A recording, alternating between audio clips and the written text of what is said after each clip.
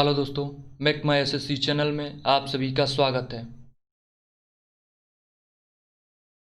आज हम पढ़ेंगे भारत के सर्वोच्च न्यायालय के बारे में, वह क्वेश्चंस जो एसएससी ने अब तक पूछे हैं तथा कुछ नए क्वेश्चन जो आने वाले परीक्षाओं में पूछे भी जा सकते हैं। चलिए आज का सेशन स्टार्ट करते हैं। क्वेश्चन नंबर 1, संविधान के व्याख्याकार और संरक्षक कौन है? ऑप्शन ए राष्ट्रपति, ऑप्शन बी संसद, ऑप्शन सी सर्वोच्च न्यायालय या फिर ऑप्शन डी महाधिवक्ता। इसका करेक्ट आंसर है ऑप्शन सी सर्वोच्च न्यायालय। संविधान ने सर्वोच्च न्यायालय को यह अधिकार दिया है कि वह जरूरत पड़ने पर संविधान की व्याख्याकार बन सकता है और संविधान का एक मूल संरक्षक का भी कार्य करता है।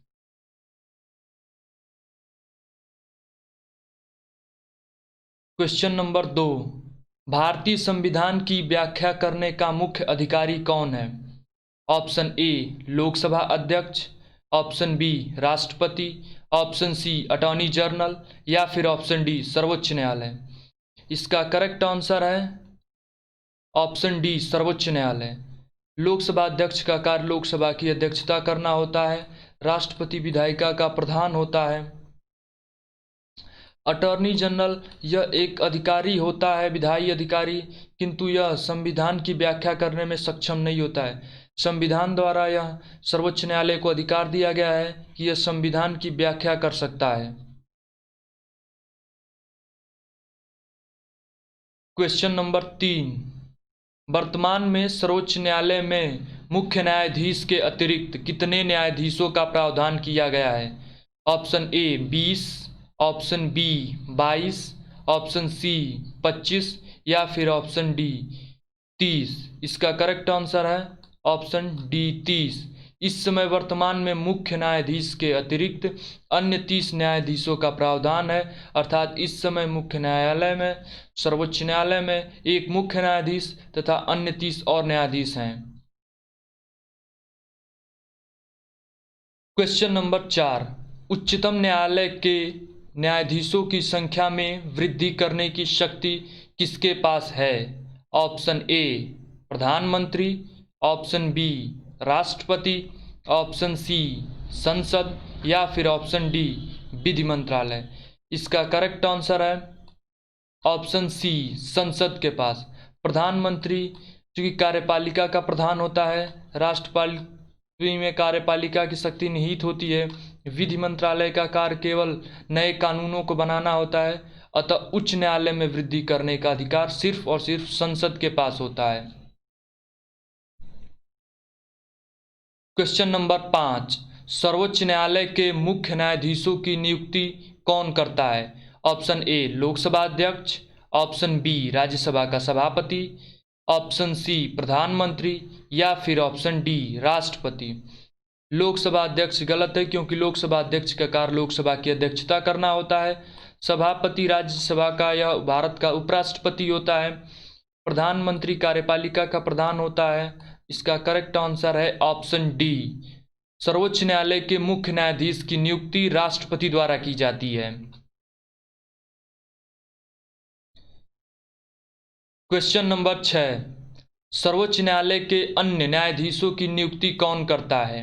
ऑप्शन ए राष्ट्रपति, ऑप्शन बी मुख्य न्यायाधीश, ऑप्शन सी प्रधानमंत्री या फिर ऑप्शन डी मंत्रिपरिषद।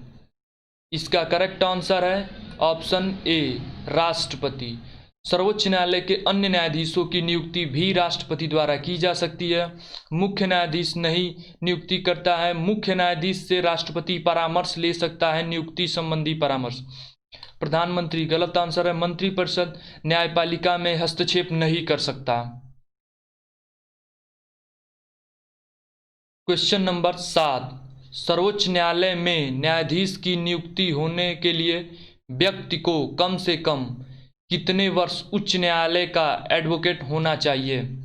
ऑप्शन ए 20 वर्ष, ऑप्शन बी 10 वर्ष, ऑप्शन सी 8 वर्ष या फिर ऑप्शन डी 25 वर्ष। इसका करेक्ट आंसर है ऑप्शन बी 10 वर्ष।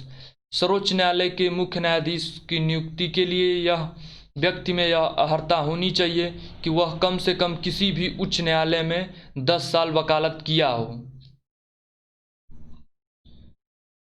क्वेश्चन नंबर 8, भारत के सर्वोच्च न्यायालय का एक न्यायाधीश कितनी उम्र तक अपने पद पर बना रह सकता है?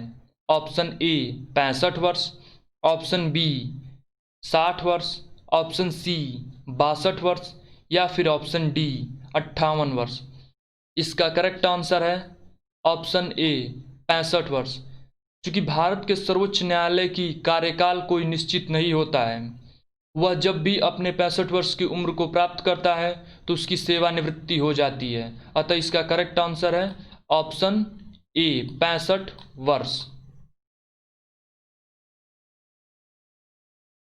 क्वेश्चन नंबर 9, सर्वोच्च न्यायालय के न्यायाधीशों को उसके पद से किन आधारों पर हटाया जा सकता है? ऑप्शन ए कदाचार, ऑप्शन बी असमर्थता, ऑप्शन सी उपयुक्त दोनों या फिर ऑप्शन डी उपयुक्त में से कोई नहीं। सर्वोच्च न्यायालय के न्यायाधीशों को उनके कदाचार तथा असमर्थता दोनों के कारण हटाया जा सकता है। अतः इसका करेक्ट आंसर है ऑप्शन नंबर सी। कदाचार तथा असमर्थता के संबंध में सर्वोच्च न्यायालय को उनके पद न्यायाधीशों को उनके पद से हटाया जा सकता है। क्वेश्चन नंबर 10, सर्वोच्च न्यायालय के न्यायाधीश के विरुद्ध महाभियोग का प्रस्ताव पारित हो जाने पर उसे पदच्युत का आदेश कौन जारी कर सकता है? ऑप्शन ए सर्वोच्च न्यायालय का मुख्य न्यायाधीश, ऑप्शन बी राष्ट्रपति, ऑप्शन सी लोकसभा अध्यक्ष या फिर ऑप्शन डी मंत्रिपरिषद। इसका करेक्ट आंसर है ऑप्शन बी राष्ट्रपति। सर्वोच्च न्यायालय का मुख्य न्यायाधीश, ये ऑप्शन गलत है क्योंकि सर्वोच्च न्यायालय का मुख्य न्यायाधीश सर्वोच्च न्यायालय के अन्य न्यायाधीशों के लगभग समान पद पर रहता है। लोकसभा अध्यक्ष का कार्य लोकसभा की कार्रवाई की अध्यक्षता करना होता है। मंत्रिपरिषद कार्यपालिका की होती है और न्यायपालिका और कार्यपालिका भारत में एक दूसरे से अलग अलग हैं और भिन्न हैं। क्वेश्चन नंबर 11, राष्ट्रपति सर्वोच्च न्यायालय के अन्य न्यायाधीशों की नियुक्ति किसके परामर्श से करता है? ऑप्शन ए सर्वोच्च न्यायालय के मुख्य न्यायाधीश से, ऑप्शन बी उच्च न्यायालय के मुख्य न्यायाधीश से, ऑप्शन सी भारत के महान्यायवादी अर्थात अटॉर्नी जनरल से या फिर ऑप्शन डी भारत के विधि मंत्री से। इसका करेक्ट आंसर है ऑप्शन ए सर्वोच्च न्यायालय के मुख्य न्यायाधीशों से।